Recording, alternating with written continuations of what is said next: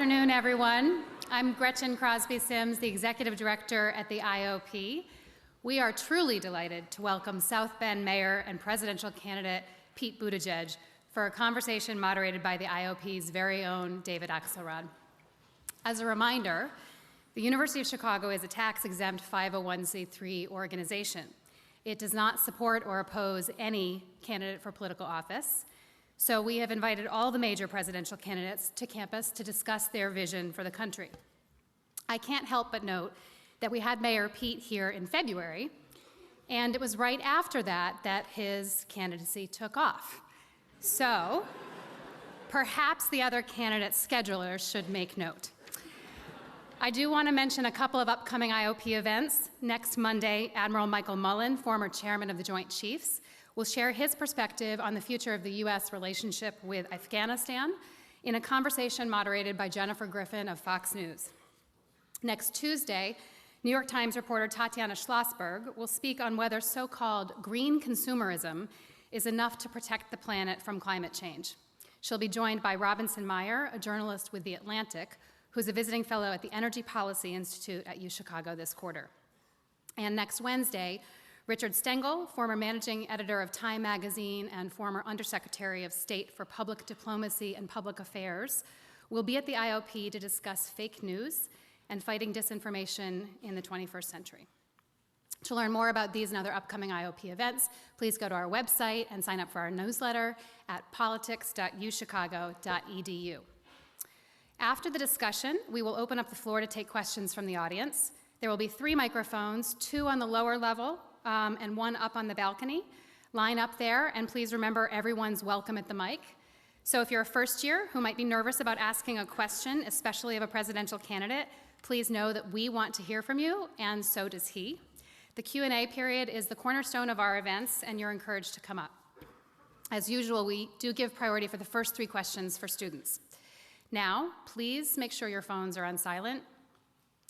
And in a minute, you'll hear a formal introduction from Indira Kara. Indira is a second year from Simsbury, Connecticut, studying environmental science. This year, she is the logistics intern for the IOP Speaker Series.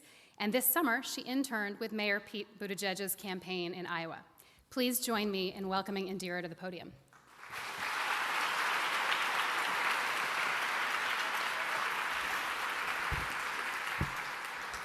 Today's conversation will be moderated by IOP Director David Axelrod. Before returning to his alma mater here at UChicago, Mr. Axelrod was a chief strategist and senior advisor to President Barack Obama. Mayor Pete Buttigieg was elected mayor of his hometown of South Bend in 2011 at the remarkable age of 29, embodying his belief in a new generation of leadership by becoming the youngest mayor of a U.S. city with more than 100,000 residents. In his time as mayor, he has prioritized technological and developmental advancements throughout South Bend, redefining ideas and conventions of the capabilities of an American small town. During his term as mayor, he took a 7-month leave to serve in Afghanistan as a lieutenant in the U.S. Navy Reserve. This year, Mayor Pete published his autobiography, Shortest Way Home, in which he describes the perhaps not so long journey he has taken to return to South Bend. Mayor Pete's presidential campaign has been defined by a dedication to reimagining the values of freedom, security, and democracy as liberal ideas and introducing a new and younger era of American leadership. This summer, I had the opportunity to work on Mayor Pete's campaign in Iowa. The summer itself was a whirlwind experience, and one I perhaps didn't truly know how to describe until I was reminded of a few lines from The Shortest Way Home. Mayor Pete writes, "A sense of loss inclines us in vulnerable moments to view the future with an expectation of harm. But when this happens, we miss the power of a well-envisioned future to inspire us to greatness. The problem politically is that we keep looking for greatness in all the wrong places. We think it is to be found in some grand national or international adventure when the most meaningful expressions of American greatness are found in everyday life." Organizing for Mayor Pete was centered around this idea, that there is greatness to be found in every day, in a connection and an act of understanding difference, in music, and the belief that we've not lost our ability to talk to each other. Mayor Pete teaches us that our true power comes from the beauty of community, the beauty of the shortest way home.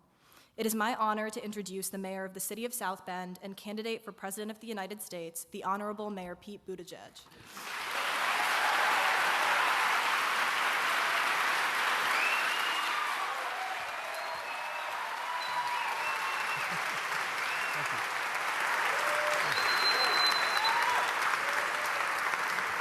Thank you.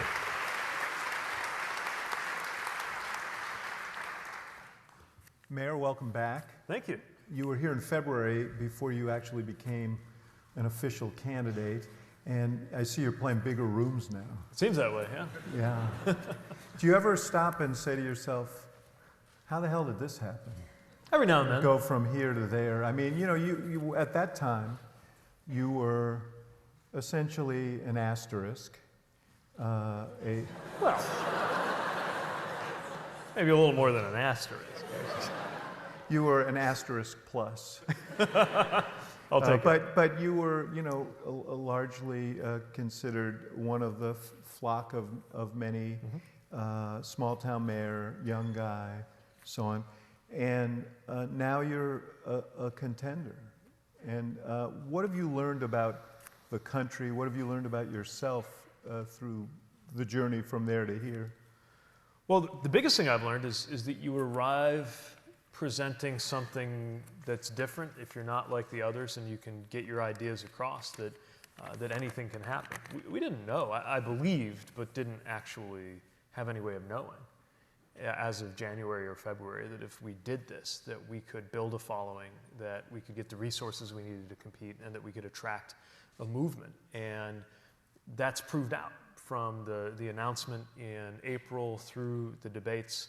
We've been able to advance past the first 20 or so of my competitors. Now there are a few of the biggest hills to climb ahead of me.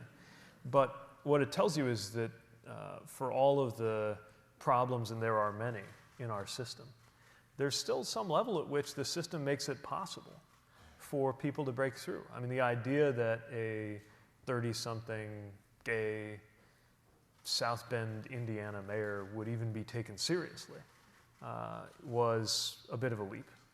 And I also think it tells us about the moment we're in, because frankly, somebody like me doing something like this probably would not have gotten this far at any other moment in the history of the Republic.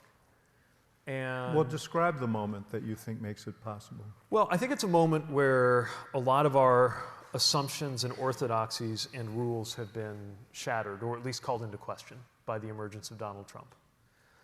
But that a lot of them actually are going to have to reassert themselves. In other words, the idea is not that there are no rules. The idea is that some rules have been broken and others are going to reassert themselves. We just don't know which yet.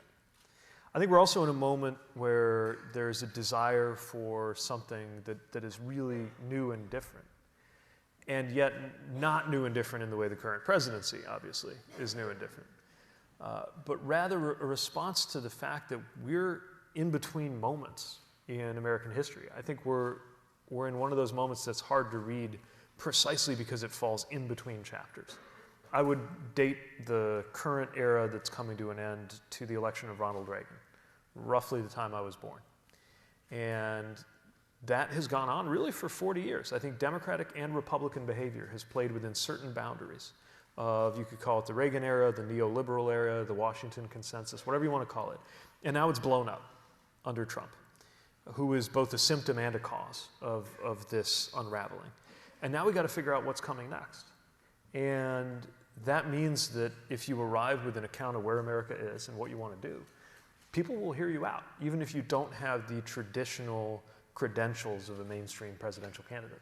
What do you, Trump obviously looms large over all of this. What do you think that his effect is? And when you talk to people, you know, there is this big debate, the debate about, is this a time for bold, as Elizabeth Warren says, and she's done very well with it, bold structural change, or is it a time to heal the country and restore some sense of calm and common purpose and some of the things that have been shattered?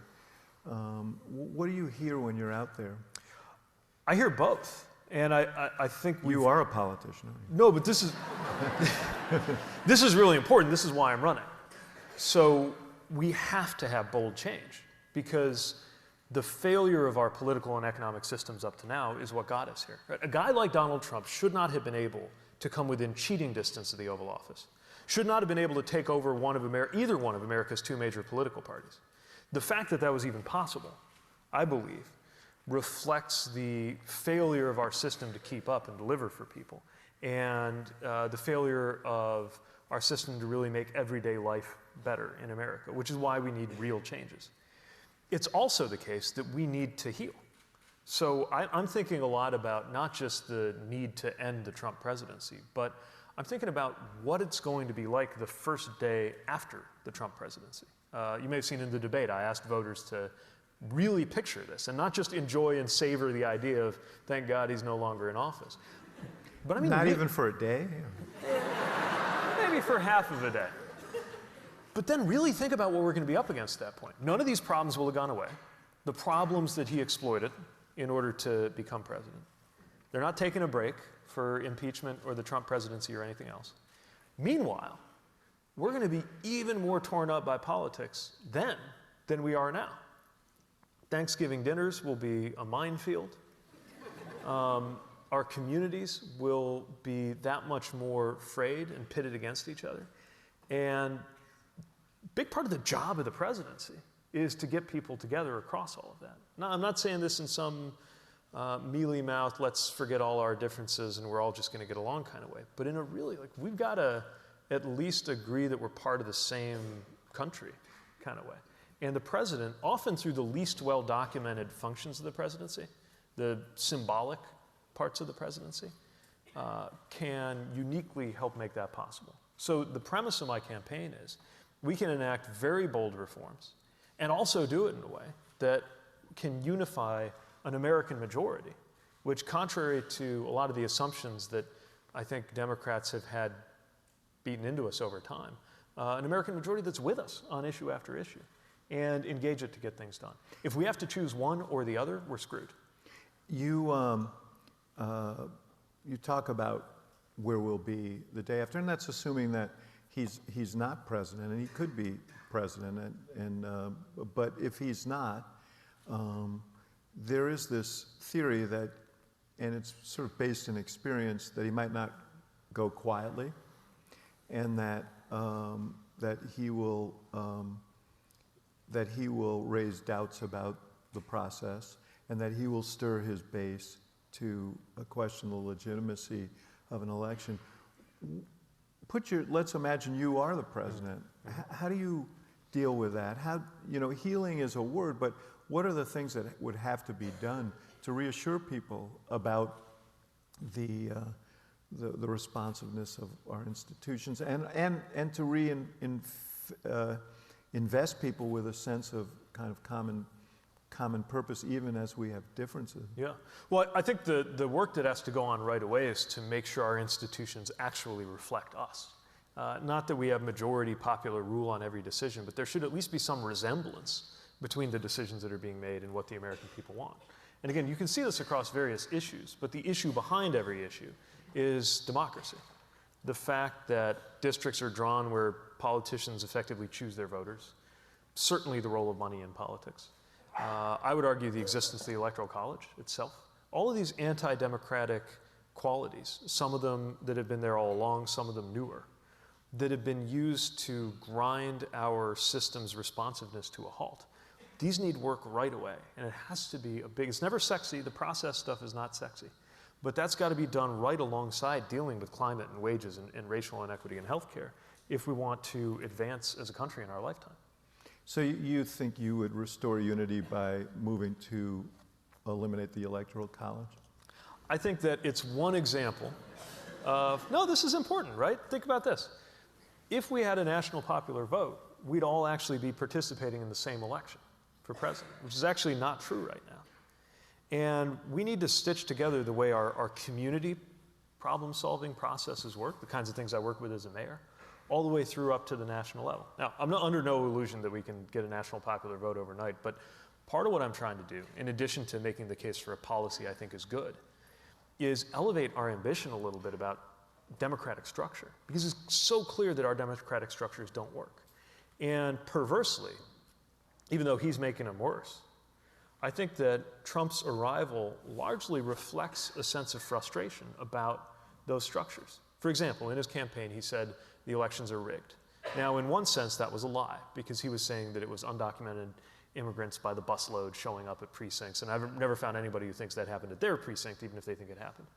But in another sense, if the outcome of a congressional race is effectively predetermined by gerrymandering, then in a certain very transparent, naked, and real way, that's true. And so the things he was saying that weren't true often rhymed with something that was true and tapped into this more general desire, I think, to burn the house down, which is why all of the racism and the misogyny and the xenophobia in his campaign found such fertile ground. It's this lethal mix. And if our institutions continue to be this encrusted and non-functional, then I really think no matter how clever the policies we come up with on health or climate or wages or whatever, we'll continue to see this disconnect that will empower whoever is the loudest and promises most convincingly that they're going to burn the house down. I'm interested in what you hear when you're out campaigning. You do a lot of town hall meetings. You meet with people all over the country. You spend a lot of time in Iowa. How often does, electoral college reform and redistricting and those things come up as opposed to healthcare, job security? No, it's much more likely to be about that. Healthcare for sure. And it's not just the things that are getting debated constantly, like Medicare for all versus Medicare for all who want it versus some other fix on coverage, but also things that haven't made it as much into the debates, like the simple fact of affordability, how prescription drugs are paid for, the cost side of things. So that's clearly a big issue. There's a sense, I think, that even though the economy is being described as good, it's harder and harder, not just to get ahead, but to hold on to what we've got. I think a lot of folks are finding their pay is level, maybe up a little bit, but nowhere near the growth in the cost of retirement, health, education. And there's this desire to know that the president's actually going to work on that. Certainly housing, yeah. So these are the things I hear about. A little bit more about things like impeachment, but even now. Yeah, I was going to ask about how much you hear. I used to hear because it is obviously such a focus of a lot of the news coverage, but it's not the focus of the interactions you're having with voters by and large. Yeah, I used to hear it, in a day full of campaign events, I'd hear it maybe once across the day. Maybe now I hear it almost once per event, but not quite. But it's not the dominant. If you're trying to figure, bless you, if you're trying to figure out, to me, politics is about how the decisions made in Washington are. That was a staffer, by the way, planted there. I know these tricks. That's a good one. I thought of that. Politics is about whether your life will go different if I'm president versus somebody else. Now, I actually think that will be true of democratic reforms I'm pursuing. For example, your lives would be very different if we had a national popular vote, in the sense that you would have had a Clinton instead of Trump presidency and a Gore versus a Bush presidency. But more to the point, more to what's on voters' minds right now, your health care, your wages, your ability to get and keep a good job, cost of housing, retirement. These are the things that are going to propel so many of the decisions being made. It's such an interesting thing.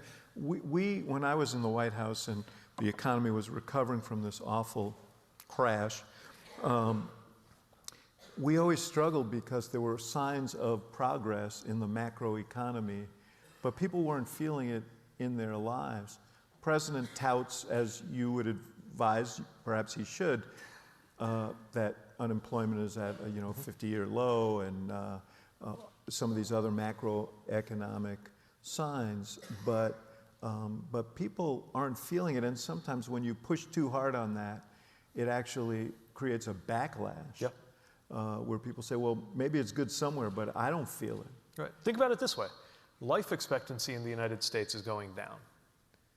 How is it even possible to have GDP going up and life expectancy going down at the same time? It tells you something about where that economic growth is going and whether it's making us better off.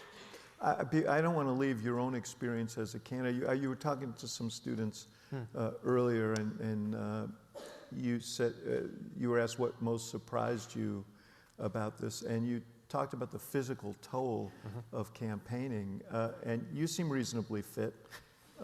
Thank you. But talk about. Yeah, no, it is. It's physically demanding in a way I didn't understand getting into it. It's as somebody watching news coverage of candidates, I never really believed them when they said it's a grueling process. But now I get it, and it's hard even now to explain exactly why. but something about the constancy of the motion and just the sheer number of places you go and things you do in a day. It demands a lot of you.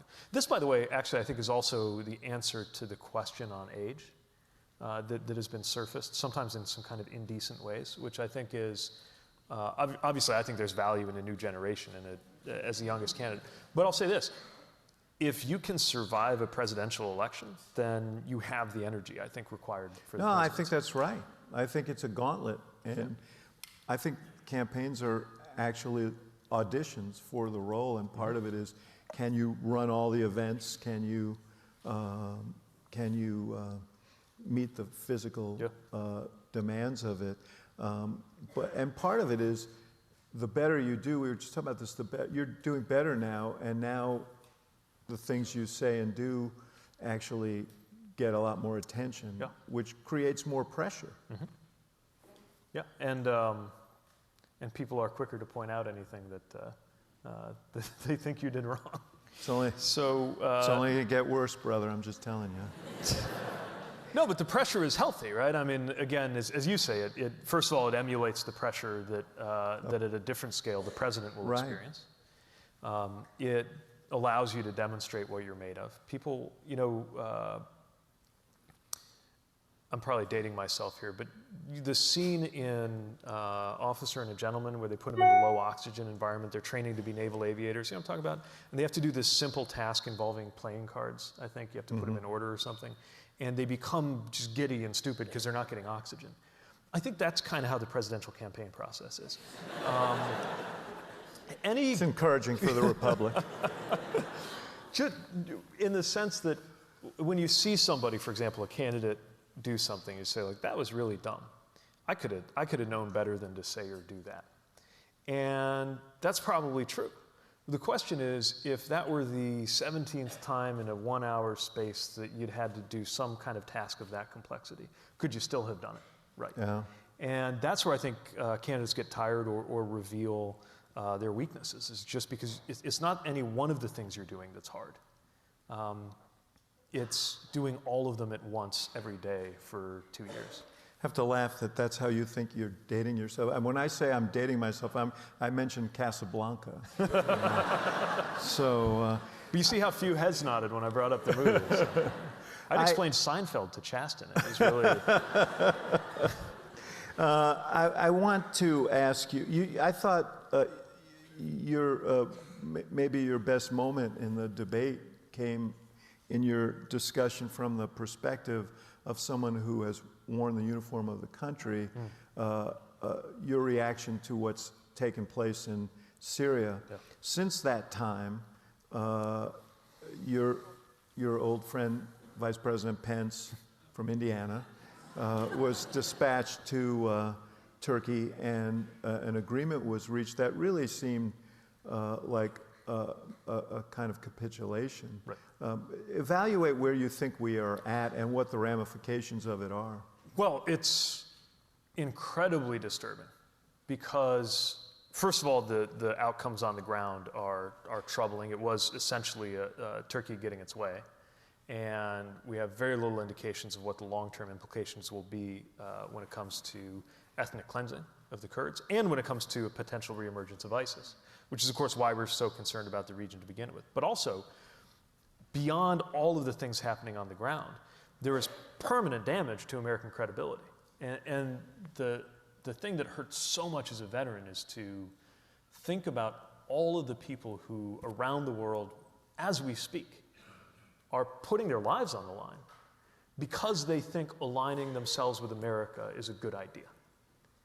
And that often requires a lot of courage.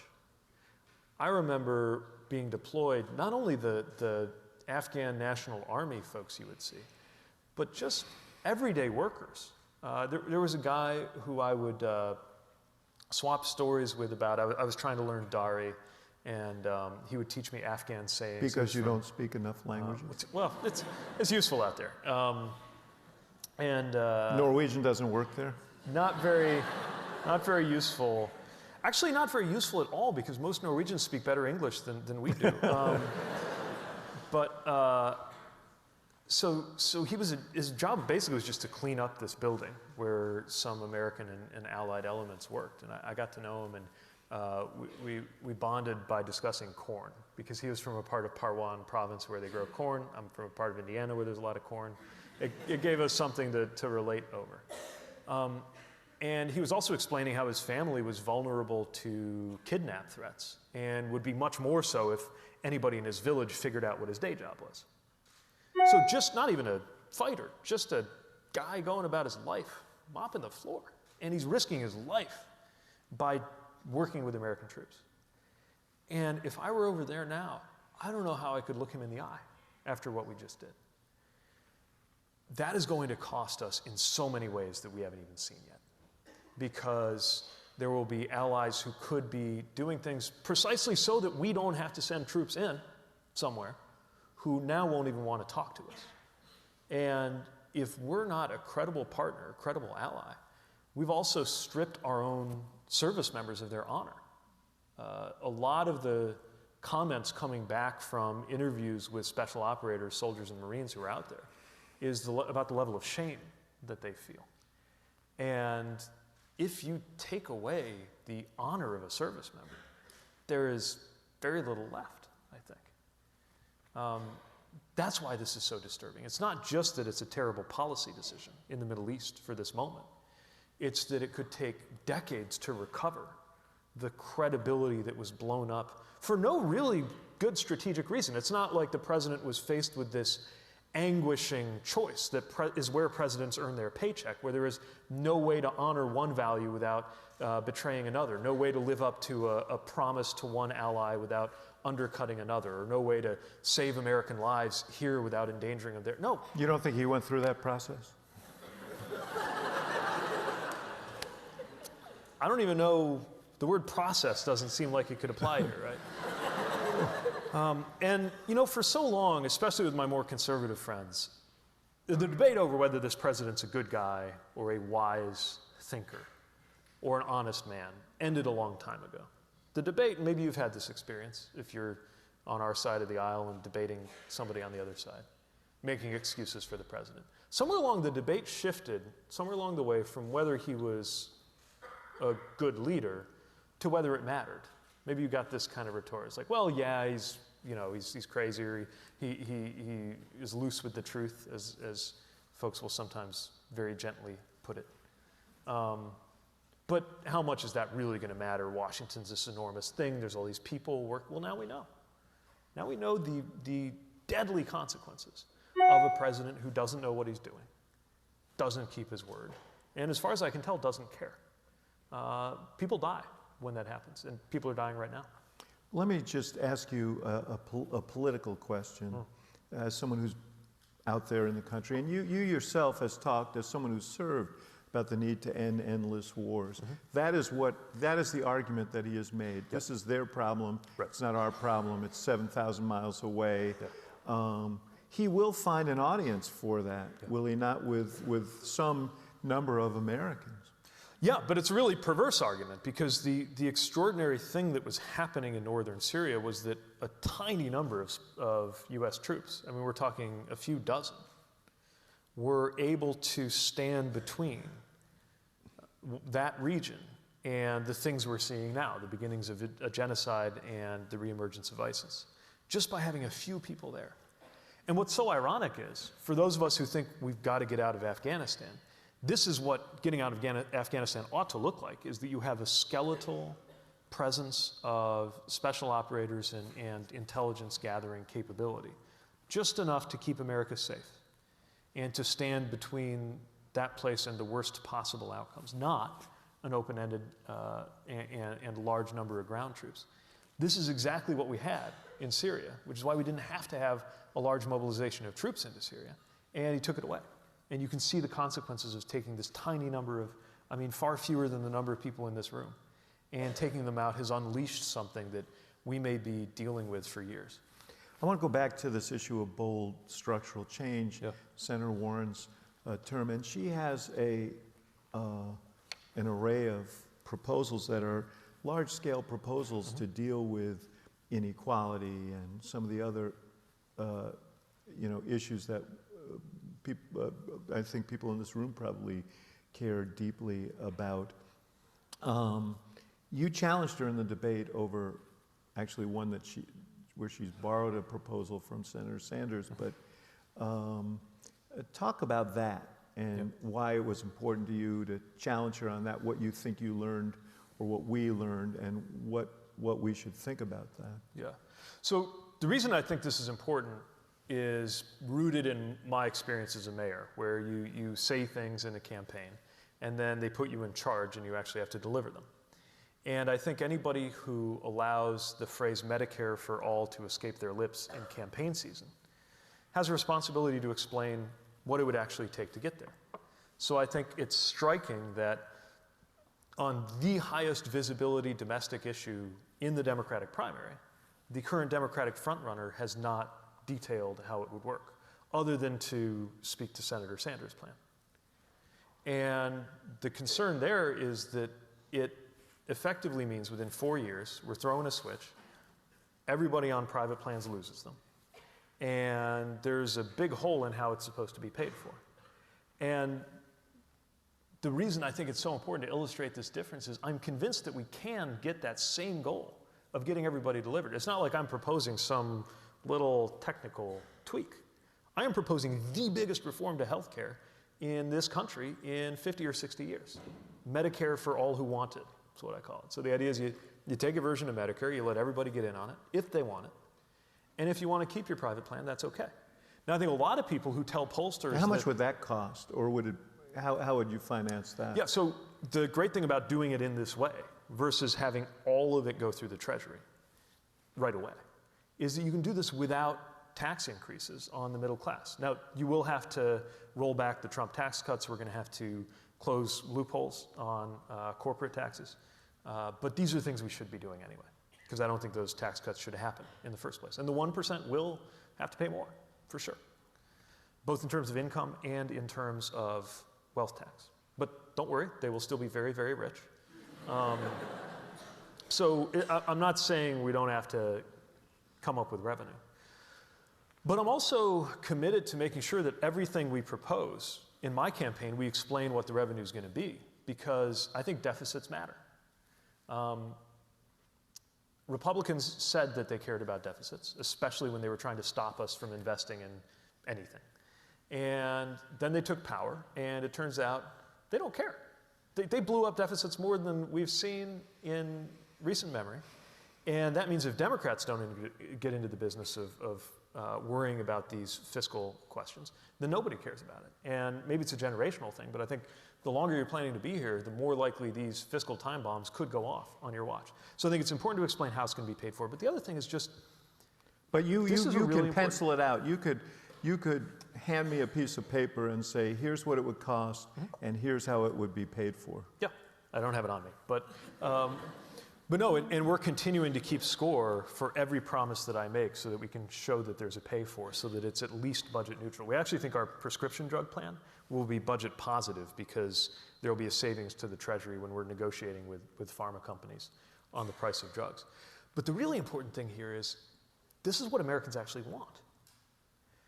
So here you have a majority of Americans backing an extremely bold progressive reform, only for some of my competitors to say that we've got to do something further that most Americans don't want.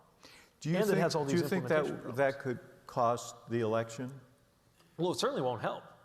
Because, again, a lot of the people, including Democrats, who would tell a pollster they're for Medicare for all, what they mean is actually what I'm proposing.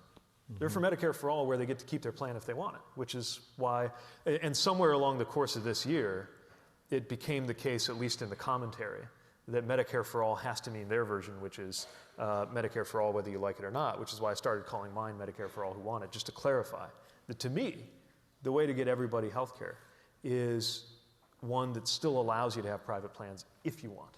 And I think the more people discover that her vision and Senator Sanders' vision takes that away from you, the more trouble we're going to have. And Are there other issues that could create those problems?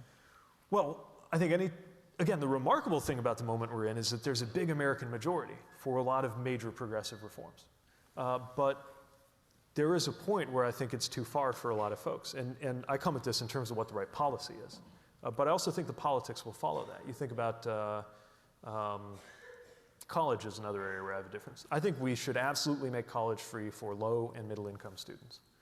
Okay, by the way, what you call the very rich, we call trustees, okay? So. And again, I promise you, they will be just fine. But those trustees' children, should they go to college, I think they can pay their own tuition. I don't think we need to make it free for absolutely everybody. I think we should make it free for anybody who would face this as a barrier. I just think that's a better policy. I also, though, think that it speaks to an allergy among just a lot of Americans to the sense that we're going too far in the direction of free things, because of course nothing's free. It's a question of who's paying for what for whom. There is a resistance to this word of free. I mean, this is my clinical analysis based on, some years in this work, is that people, there is a sense that people should have skin in the game. Yeah.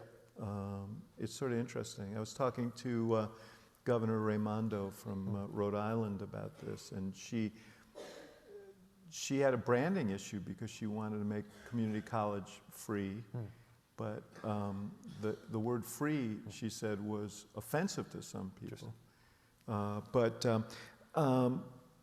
Let me ask you about your own progress here. You're making obvious progress in Iowa, which is where this whole process begins. What do you have to do there, by the way, do you think, to keep your momentum going? Well, I think three things matter. One is whether you have the resources to just go the distance, because these operations are expensive. We've got that. The next thing is, do you have a message that's resonating? We feel that we do. But there's still a lot of Iowans who don't really have an opinion of me or some of the other candidates, because maybe they're living their lives. Right, they're not actually following the minute by minute, blow by blow of the presidential nomination process, because they got stuff going on. And then the third that's so important is the ground game. So, when the Iowa press said we won the steak fry, I'm sure this which is a big event in Iowa, where a cattle call of. Yeah, and there's no objective measurement for how you win the steak fry. One way is you buy a lot of tickets and get a lot of supporters here, which you guys did. Right. So that's part of the organizing task. Right. So what it really means, because it sounds like this very superficial thing, right? But the reason it actually matters is the organization that you're test driving to get people out to cheer for you at the steak fry is the same organization that's going to be turning out caucus goers on caucus night in Iowa. And so putting that organization through its paces. There's another big event. There's a dinner in a couple of weeks. That's the kind of Iowa State Democratic dinner. This is a key moment for Obama as a candidate. Yes. I'll be giving a speech along with each of the others. That's going to be very important for us. And we just got to keep returning and showing up and cultivating that support. As some of the other candidates maybe fall away, it becomes a much crisper set of choices, and voters who are keeping their powder dry make up their mind. That being said, I believe that a serious share, possibly even a majority, of voters won't really make up their mind until the last 10 days. Yeah, which is not unusual in the Iowa caucuses. If you get past that, you go to New Hampshire, you seem well positioned to do well there if you do well in Iowa. Once you get past that, you're getting to states with large numbers of African American voters. South Carolina looms fourth in the sequence. You're not doing well with African American voters. You're negligible would be, or asterisk would be close to the way to describe your support there. Why do you think that is? And why do you think that is? Well, first of all, voters need to feel that they know you. And one of the things that's clear, we get a great response whenever I'm addressing majority black audiences about our agenda. But there are also a lot of folks, especially in a place like South Carolina, who want to feel like they really understand you and know you. And so our challenge and our task is to build that familiarity very quickly. Right now, the former vice president has an overwhelming advantage among these voters. But I think one of two things is true. Either it's because he has the best answers on the subject of race, or it's because that trust and familiarity is playing a big role. And his partnership with President Obama. Which is part of that, yeah. If the latter is true, then I think other candidates can build that trust by making clear what we stand for.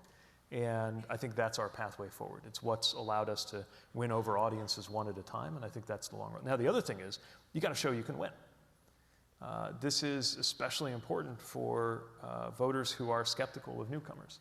And so in many ways, more than I think the commentariat probably has assessed up to now, a big part of how you can be viable in South Carolina is to prove in a place like Iowa that you can win. Let me ask you two elements of this. The first is you had significant turbulence in your campaign earlier in the year because of a police-involved shooting in South Bend. How much do you think that retarded your ability to grow? And on that point, you had a story, an unwelcome story today, that the former corporation counsel for the city was a co-sponsor of an event, and I guess you're speaking at today, a fundraising event, had given you the max and helped raise money for this event. You had to return that money. Should that have happened? Yeah, so it should not. And as soon as I found out about it, so this morning, just to be clear, the reason this is such a concern is that this is somebody who's involved in the Laquan. I'm sorry, I should have filled in the blank. And, yeah, he was the corporation counsel right. when the city was withholding the tape of right. And Laquan look, McDonald's shooting. As somebody, especially as a mayor of a city that has had a lot of anguish over police-community relations, I believe very strongly that transparency and justice for Laquan McDonald is a lot more important than a campaign contribution. So I learned about it this morning, and within about an hour of that, he's no longer involved in the event or in the campaign. But this reflects a vetting. Yeah. One of the things about raising money is you then have to create an infrastructure to evaluate potential donors to avoid stories like this. So this is a growing pain story. I think that's not an unfair way to put it. Yeah, we started this campaign with 4 people in January as an exploratory committee. How many you have now? At least 100 times that. And so I'd hire one more and put them on vetting. Noted. Look, this is important, though. You're right. This is important because it reflects on the campaign. And we have roughly 600,000 people who've contributed to the campaign. And when somebody contributes, especially at a substantial level, you need to make sure you've gone through those steps to be sure that there's no concern that would make you regret that they were associated with the campaign, even if it's not somebody that you've interacted with directly. Getting back to the main issue, though, you had an event in Bronzeville here, which is predominantly African-American community. The audience was predominantly white. You just haven't broken through. I want to ask you a really sensitive question, which is, I remember from the marriage equality debate when I was working with the president and so on, the most resistance that we faced was among Democratic coalitions, was among older African-American voters. You're the first openly gay candidate for president, and how much of a barrier is that for you, and how do you overcome that? It's there.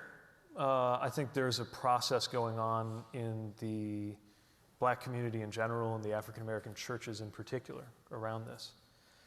But I can't think about it in terms of its effects on me as much as I think about it in terms of its effect on LGBTQ youth of color, who often really rely on their churches as a place to go for help in difficult times.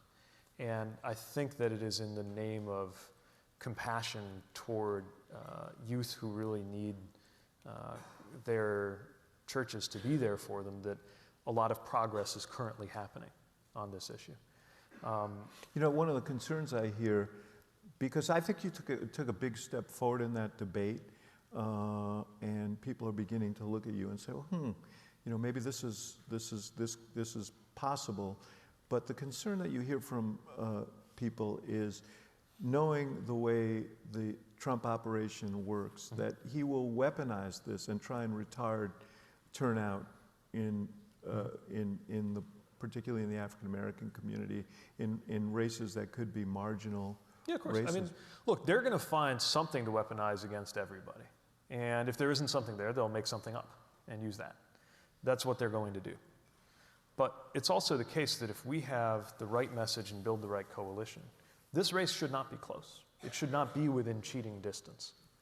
They're going to do all kinds of nefarious things. Yeah. Of course they are. Cheating distance is an interesting choice of words. I want to go to questions in 1 second, and there are microphones. I think there's one in the balcony, and there are microphones, or there will be. Here comes the microphone. There's one down the main aisle, so why don't you begin lining up? Is there one in the balcony? And one on this side over here. So wherever you're closest, line up. I don't know, did you see Saturday Night Live last Saturday? Yeah, I know you're busy. Yeah. Yeah, I saw. So Colin Jost, it was not really fair, was it? Because I have a feeling that he must know you, right? You guys must have been classmates. Yeah, I knew him. I think we lived in the same dorm. I didn't know him very well, but I knew him a little bit in college. So it's one of those strange... What did you do to him that made him so mad? No, it's all in good fun. I mean, obviously, if you're being played on SNL, something in your life is probably going the right way. Yeah, exactly. I didn't see Steve Bullock on that skit. So maybe next time. Or others. I like Steve Bullock. I'm not. Anyway, yes. I bet before I get into more trouble, go ahead. Hi, my name is Nathan Muntz. I'm a second-year medical student here at UChicago. My question is, the racial wealth gap is, due to hundreds of years of slavery followed by hundreds of years of discrimination. What are you going to do specifically to close that racial wealth gap? Yes. So, first of all, we got to recognize that if you take a legacy of racist policies and structures, and you replace them with neutral ones, it's not going to lead to equality. We've learned that the hard way. I would say on some level, I've learned that the hard way. And if you stop and think about it, it's very clear why. Think about it in terms of compound interest. You save $1, turns into $2, and then $4, and then $8. Over 150 years, $1, 5% becomes $1,000. Well, if that's true of the value of $1 saved, it's also true of $1 stolen. And when not just $1 or a number of dollars, but the entire economic life of people has been stolen in generational theft going back to 1619, this is not something that will just correct itself. It compounds. And in many ways, the fact that some of these harms happened hundreds of years ago doesn't make it better, it makes it worse. You add to that the fact that some of these harms did not happen hundreds of years ago. The exclusion, the de facto exclusion from the GI Bill, the fact that it was more difficult for Black Americans to access Social Security benefits, housing policies within the lifetime of my parents that segregated neighborhoods that actually started out integrated at the beginning of the century. These intentionally and through the government on behalf of the American people compounded inequities and led to the racial wealth gap and the racial income gap. So what do we do about it? First of all, I'm a supporter of H.R. 40 to investigate reparations, and that conversation needs to happen. I also don't think we should wait for that in order to take certain steps. And so I've proposed the Douglas Plan. The idea is, it's named after Frederick Douglass, who demanded that our country be closer to living up to its professed ideals. I think we should call it a plan and name it after a person to remind people that it could be as ambitious as the Marshall Plan, except this time, let's invest it right here at home.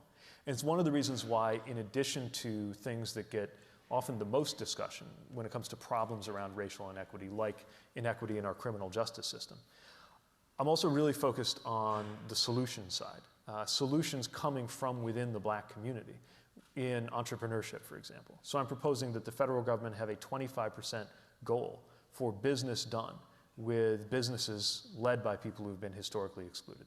It's why we're proposing a Walker-Lewis initiative that would provide what we call a debt for jobs guarantee to remove the debt for Pell-eligible students who start small businesses. A lot of people face what's informally called a black tax, basically the fact that an entrepreneur of color is more likely to be expected to fund relatives and support family members because of that same wealth gap you're talking about. So whether we're talking about entrepreneurship, access to credit is another big piece that needs to be reformed. Whether we're talking about criminal justice, because of course having a parent incarcerated is something that makes someone less likely to meet their potential later on, which is one of the reasons why we need to decarcerate. In addition to health and a new Voting Rights Act and home ownership, all of these things are tied together. And I believe because the disparity is systemic, the solution has to be systemic too. And I don't want to be too long-winded, so there's a lot more on the website, but these are some of the measures that I think we need to undertake, frankly, all at once. The last thing I would add is that there's a conversation that needs to happen among white Americans. This can't be something that is only raised as a sort of specialty topic for black audiences. And frankly, it's very important not to only hear about this from candidates of color, because there's got to be a way, without arousing some of the defensiveness that a lot of people have, to talk about how everybody is implicated in this problem and how everybody can be part of a reparative or restorative process to make it better in our lifetimes. Thank you. Thank you. Yes, up there. Hi, yes. My name, up here. There we Oh, go. there you are. Great. Okay, hi, my name's Devin Wenzel, and I'm a second-year English major, and as such, I just really like asking cool people what their favorite novels are. So it's like not political, but if you want to give me some book recs. Yeah, all right. First of all, I'm proof that you can study literature and then have a job. So, right, good on you for being an English major. I've talked elsewhere about why I think Ulysses is the ultimate personal and political novel that explains a lot, because it's actually about the everyday, even though people think of it as being about complicated things. I just read Giovanni's Room by James Baldwin, very timely novel. I am just dipping into a history of Rome. It's about how republics die. It's a little grim. One of the things in there is that when the consensus-building institutions of a Senate, for example, are ground to a halt for obstructionist purposes, that's one of the symptoms of a republic starting to die. So also a timely book. I think it's called Mortal Republic.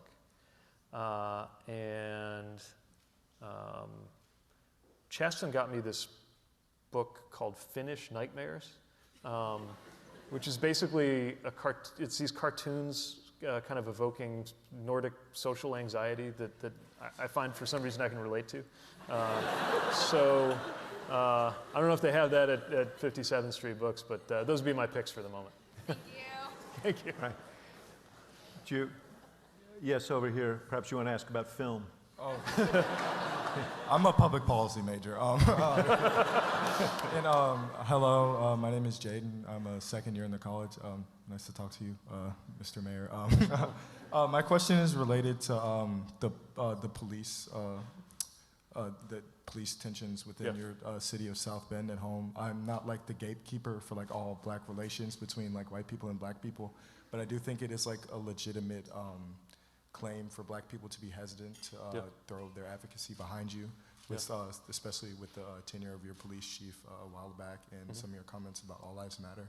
So I'd like you to like speak on those just a little bit more. I know Mr. Axelrod touched on some of it, but yeah, I'd like you to talk about that just slightly more if you could. Thank you. Yeah, so I'm mayor of a diverse community that has a past and a complex relationship between communities of color, especially the black community, and the officers sworn to keep them safe. One of the toughest moments in that relationship came early in my tenure. So I had interviewed 3 candidates to be my police chief and wound up selecting a chief, African-American chief who had served under my predecessor, largely because he was very strong in community policing. Later on, we got a visit from federal investigators about an investigation going into some of his actions and things that were going on in the police department related to wiretapping of other officers. And I reached the conclusion, parts of this are still being adjudicated in the courts, but I reached the conclusion that I couldn't have him continue to serve in that role if I had found out, not from him, but from federal investigators, that he was the subject of an investigation like that. It was a trust issue in our relationship. The concern that followed from that, and a lot of pain in the community, really demonstrated to me in ways I think before I had only understood in theory, some of the things that are at stake in the relationship between black residents and the police. And while there's been a lot of good work done in terms of making sure that we, for example, empower residents and citizens to weigh in on policies. We built a transparency portal so you can literally look up what's going on with cases of use of force or complaints just alongside what's going on with data around crime so that people understand what's happening under the hood of our policing. Efforts that, some of which are still a struggle, especially around recruiting. Post-Ferguson, recruiting minority officers has become even harder, and some of our numbers have moved in the wrong direction. But some things that have worked very well. A level of accountability that has really risen on my watch when it comes to expectations for officers, that I think demonstrate that it hasn't been perfect, but that every step we've taken, we've done together. And it's helped me to understand what's at stake in having a White House and a Department of Justice that is serious about racial equity in policing. So as we were going through these very painful steps in our city, during the Obama administration, I could reach out to the White House or the DOJ for help.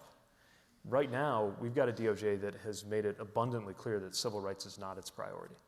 And it changes a lot of things, both for departments that frankly need to be enforced on when it comes to civil rights. Now, that's not happened to us, but it's happened in a lot of cities. And departments that are trying to do the right thing but need help and are on their own, to the point that we've actually been, we're moving to engage people who had worked in that previous Department of Justice and are still working these issues to help us, because we know we're not going to get help from Washington today. So those are some of the steps that we've taken, and they motivate the policing element of what I believe is an important plank in the Douglas Plan. And these issues are going to be with us for a long time. They didn't start on my watch, and they won't end when I leave. But if I can't promise that we've been perfect on these issues, I can promise that I have walked with the community in pain through these and understand what's at stake in getting it right. I'm going to go back up the other way, so go ahead. Hi, my name is Isabel, and I'm a first year in the college, poli-sci major probably.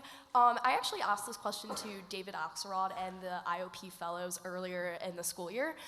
So I'm really interested in terms of campaigning and issues that straddle political reality and actual reality. So, for example, someone who lives by the Mexican border, who's a blue-collar worker, might feel that immigrants are taking their jobs, even though we know that's not that's not true. Yeah. Whereas someone in New York City who's a lawyer might, be very welcoming to immigrants. So, what are issues that we can run on? In the election that unites us as Americans and that kind of straddles these two different realities that people live in? Well, I think the best thing we can do is connect it to realities on the ground. The great example for this, in my view, is the political trajectory of the Affordable Care Act. In 2010, it was a deadly issue for Democrats. We got killed over it because it was all in theory. And so these stories about death panels and all these things, people believed it. By 2018, it was the winning issue for Democrats for the simple reason that it had actually happened and people realized they were better off and weren't going to allow their members of Congress to take it away from them. And so even on the toughest social issues, I find they get a lot better when it's connected to somebody's lived experience. Immigration is a great example, actually. In South Bend, we had an undocumented immigrant who was a business owner get deported. And people were furious that he had been deported. And by the way, he was from a very conservative part of our county. And all of the people demanding that I do something to stop this, which of course I really couldn't as a mayor, were conservative Republicans. His own wife voted for Donald Trump because they really didn't see it as something that was going to affect somebody like him. And you can say, well, what did you expect, and be mad at them? But you got to remember that if you're on a diet of Fox News and you're from a community where being Republican is the same thing as being respectable, you just didn't see this coming. But the more we're talking in terms of actual lived experiences, the stronger we get. There's the example about election rigging, too. I know plenty of people who think that there was a busload of undocumented immigrants voting somewhere, but I've never met one person who thinks it happened at their polling place. And the more we can make it about the realities that we live and breathe and see, the better off we're going to be. I think it's for exactly this reason that the president wants us thinking about things that are far off and strange, like whether we should buy Greenland right? Because the big problem in your life, if you're sitting at home trying to figure out how to pay the bills, is probably that you're not getting paid enough or that healthcare is too expensive. Not that we haven't bought Greenland. And so we need to make sure that that tether allows us to build the common ground that already exists on issue after issue. Even issues where Democrats have been in a defensive crouch, like guns. There's actually an overwhelming consensus, even among Republicans, that we should at least do background checks. And because while most people, thankfully, don't personally have the experience of gun violence, they at least have the experience of being worried about their kid going to school. So lived experience, I think, is the touchstone that's going to get us out of this, if our nominee has enough discipline to keep lived experience at the center of the message, even as all of these dazzling and horrifying things happen around us. And do you have any idea who could do that? I got a thought. Okay, go ahead. Hi, my name is Daniel. I'm an American Jew, and it's very important to me that Israel's occupation of the Palestinian territories end, not in spite of my Judaism, but because of it. We have 4.8 million Palestinians who are living under the authority of a military over whom they can't exercise any accountability. And to me, this is despicable in terms of the Jewish principles of love and humanism that I was raised on. You've said in the past you believe the occupation must end, and I'm glad that we agree, but the United States gives over $3 billion in military aid to Israel each year, much of which funds the occupation, so there's a deep complicity in this nation. I have to ask you to get to the yes, question. Yes, yeah. so it's clear that we need real action. So my question is, as president, will you make aid to Israel contingent upon an end to the occupation completely? So what I'll say is that I think that the aid is leverage to guide Israel in the right direction. And if, for example, there is follow-through on these threats of annexation, I'm committed to ensuring that the U.S. is not footing the bill for that.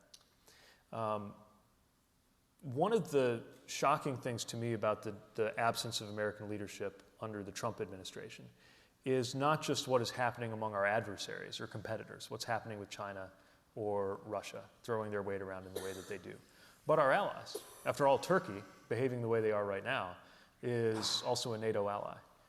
Saudi Arabia is doing things that I don't think would have been permitted before, and I think it's partly because we're not using our leverage as an ally with them.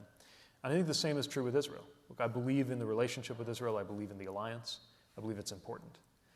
I also believe that it is in the American interest, as well as the Palestinian and ultimately Israeli Jewish interest, that Israel not reach the point where there will have to be a choice between either being a Jewish state or being a democracy. And there is a trajectory toward that going on right now. So I'm not going to commit now to all of the ways that that leverage can and should be used, but I will say that our policy goal will be to do what you do when a friend is moving in a way that you're worried about, which is to put your arm around your friend and guide them somewhere better. So you won't condition aid completely? What's that? You won't condition aid completely? I'm not going to put that string on aid today. So I just have to, we got a bunch of other people here, so I'll take one more from there and then I'm going back to the balcony. Go ahead. Hi, my name is Lexi, and I'm a fourth year in the college. I'm also one of less than 12 Native American students in the college, and I'm a citizen of the Choctaw Nation of Oklahoma. So I was wondering, do you have any sort of specific plans for Native Americans, considering we're one of the most marginalized and least represented, if ever represented, minority groups within the United States? Yes, and thank you for speaking to this. So one thing I'm very proud of is that the first time federally recognized Indian country came to the state of Indiana was in South Bend. And it was in the context of a 30-year struggle on their part, but also alongside a partnership that we formed with the Pokagon Band of Potawatomi Indians, who were the first nation in our area. And I learned a lot about tribal sovereignty and the struggles that exist right now. First of all, a lot of tribes or tribal citizens who have fallen out of the protections of tribal sovereignty, which is why we need a fix to the Carcieri decision. There's also chronic underfunding of the Indian Health Service, and there's been a failure to recognize free, prior, and informed consent on things that impact tribal lands, which is how you got things like the Standing Rock situation. I will also say that when I visited the Obama White House as a mayor, it was very clear that there was a relationship with mayors and cities, there was a relationship with states, and there was a relationship with tribes. This was considered a very natural part of intergovernmental relations. And I believe that we need a White House that recognizes in its structure and its practices, as well as through our policies, those relationships, because they're extremely important for tribal citizens who are also American citizens. By the way, disproportionately likely to have served in the military as well. And we have a lot of obligations built up over a long period of time that we will honor when I'm president. Thank you. Thank you. I'm going to grab 2 more questions, one from the balcony and one over here. So why don't we start up here? First of all, thank you so much for coming. I'm Gabe Broshi. I'm a 4th year studying public policy and statistics.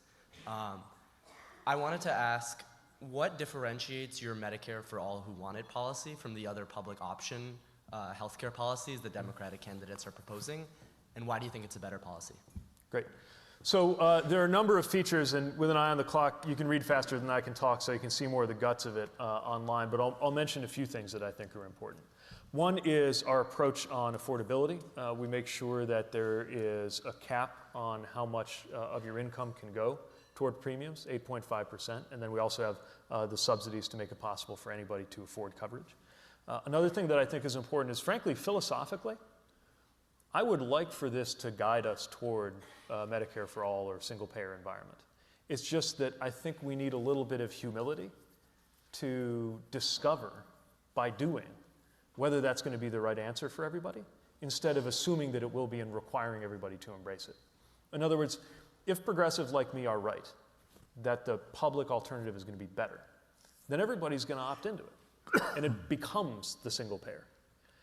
But I don't want to risk other people's health care on us having gotten that right in Washington, nor do I want to risk other people's health care on us having correctly guessed the number of years it would take to get there in Washington. Is why I think it's important for us to create this alternative. And then if the private sector comes up with better things than they have now, fine.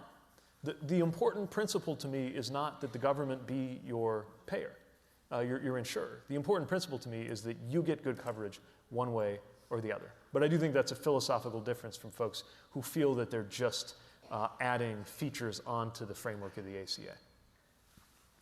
Yes. All right, hello. My name is Marissa, and I'm a student at the law school. So because of that, I had a question about the Supreme Court, and I thought some of your ideas were pretty interesting. So I think there's concern that any new, Supreme Court scheme could kind of threaten the independence of the court and maybe open the door for some even more, partisanship. Maybe the Republicans would come up with their own court packing scheme next cycle. So I just wanted you to maybe elaborate on some of your creative ideas you floated and any concerns that it could open the door for more partisanship in the court and how serious you are about them. Yes, so this is really important. The idea of reforming the Supreme Court is not to make it more liberal. I will make it more liberal with the people I appoint to it, but that's not what structural reform should be about. On the contrary, the purpose of structural reform should be to make it less politicized. And that's got to be the core of any reform we undertake. That's why if we are going to expand the number of members of the court, the idea that I floated is one where a third of the court can only be seated by unanimous consensus of the other 2/3. In other words, you have 15 justices, 10 of them can be appointed through the traditional political methods. Then the other 5 can only be seated by unanimous agreement of the other 10. By the way, I'm not smart enough to have thought of this on my own. For folks who are interested, there's an article, I think in the Yale Law Journal, about to come out that explains why this might be something that could be achieved without a constitutional amendment. That's a law school in the East, right? So I'm told, yeah. So that's probably the most ambitious reform. Others have been floated would be term limits. If you have an 18-year term, then you know how many vacancies there will be per presidency. It dials, but that doesn't dial down the politics really that much. Another is to rotate people off the appellate bench. I'm not going to be doctrinaire about the idea itself. I do think we need a sense of urgency around reform. And we need to remind ourselves that reform is an option. The Supreme Court has been adjusted many, many times over our history. I would argue that the Republican Senate changed the number of justices to 8 until they took power again. But it's also been reformed in much healthier ways. As recently as the 1970s, there were constitutional amendments happening all the time to improve our government. The 25th Amendment, changing the voting age to 18. Even amendments that didn't make it, like the ERA, although I haven't given up on the ERA. But the fact that that fight happened had very good consequences in terms of leading to things like Title IX. So this is a moment where obviously our political structures have not kept with the times. And that means calling into question whether the United States has the right number of states, whether the United States Supreme Court has the right number of justices, maybe even whether the US House has the right number of representatives. Not in order to make government more liberal. That's the job of liberals, to go out in the political space and do and argue for, but to make government more responsive before its unresponsiveness leads to pathologies even more disturbing than the Trump presidency.